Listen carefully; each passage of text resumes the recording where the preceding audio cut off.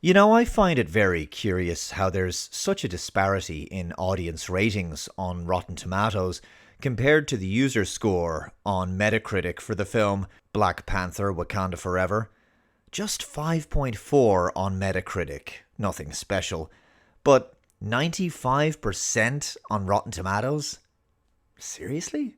That is very odd, isn't it?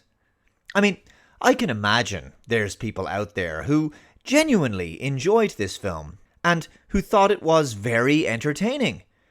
I've even received comments from people saying it was okay or pretty good, but 95%? Really? That high?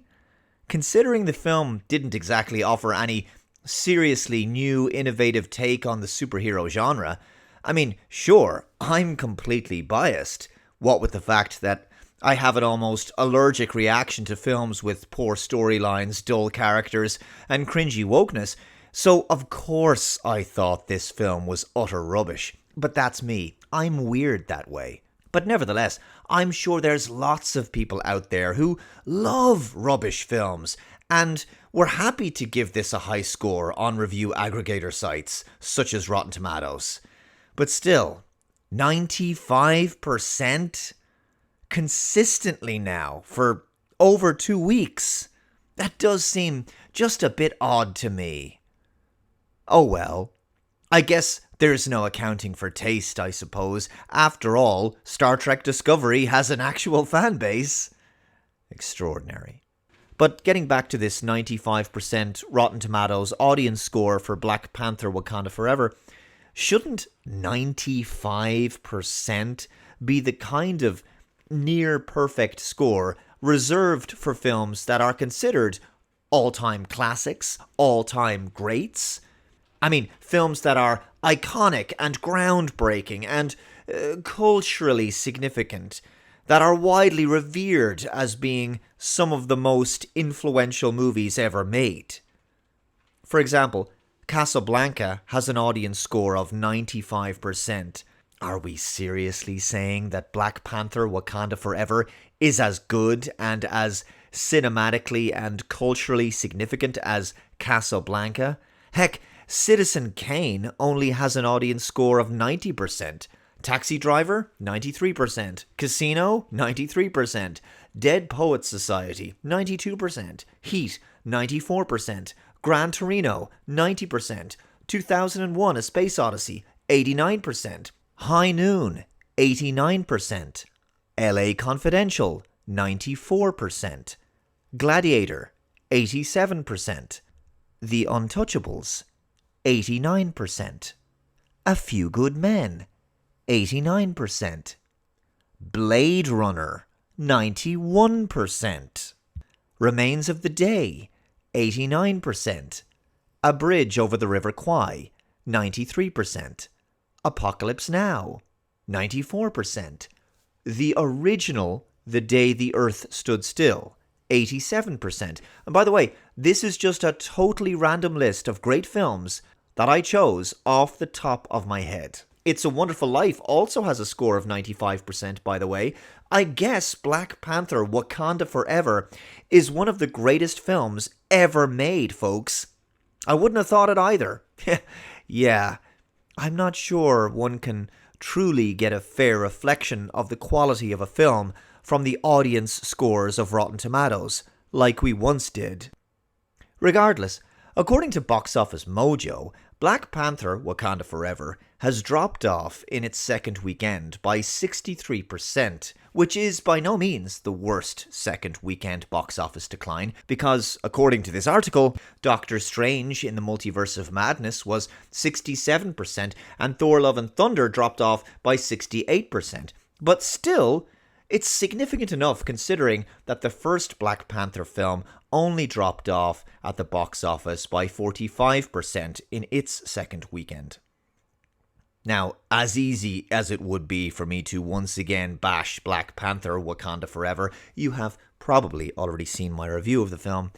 I think what we're witnessing is really the continued MCU franchise fatigue among audiences that has really characterized much of Marvel's Phase 4.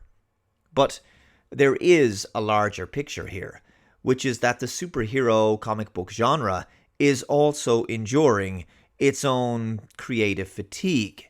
Ultimately, wokeness has taken its toll on Hollywood franchises, but the comic book superhero film genre was always, inevitably, going to experience the law of diminishing returns that comes with oversaturation of the market, regardless as to whether it went woke or not.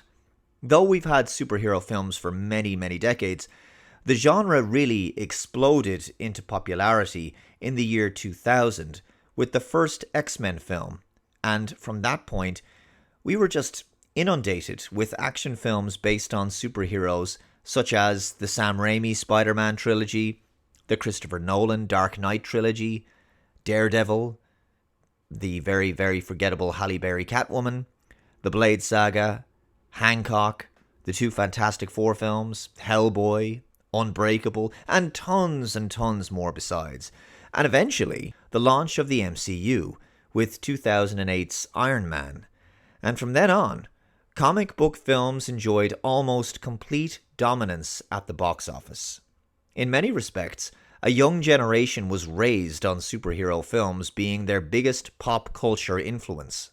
Comic books were always going to be great fodder for the creation of multi-billion-dollar film and television franchises, given the wealth of great characters, timeless coming-of-age stories that anyone could relate to, inspiring messages of personal development, self-sacrifice, honor, duty, and heroism, deep lore, rich mythology. It's got it all. But of course, as I've said before, there's very few places left for studios to go in terms of superhero stories, because after 20 years of consistent blockbuster superhero movies, the creative well is running dry, I think you might agree.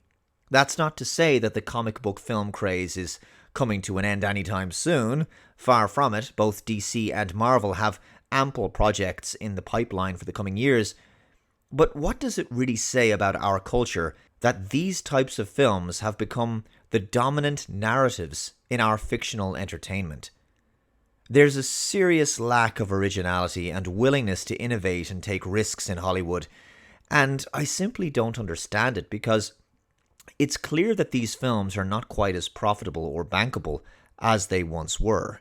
Instead of producing one film with a budget of like $150 million to $250 million, or in some cases more, in the hopes of getting back at least 3 to 4 times that amount at the box office, lest it be considered a financial flop, why not produce 5 or 6 smaller non-superhero films for that amount? At least that way, a surprise hit could open up new creative possibilities, potentially even launching an entirely new type of Hollywood film franchise. It's possible these significant box office declines that we've seen of late could be indicative of an audience burnout from the superhero genre, and a sign that these types of big-budget, CGI action-heavy films no longer have the box office appeal they once had. They just don't have the pulling power anymore. Certainly there's much less draw for audiences to pay good money to go and see these films in the cinema, especially when the product is clearly showing signs of been there, done that, and a formula that seems like it's a bit tired and less capable of making the same kind of impact it once did during its heyday. And I think that's the critical thing that most people are going to agree with. The superhero film genre is very much past its prime. Thanks very much for watching. Looking forward to your comments below. Take care, and I'll see you next time. Bye-bye.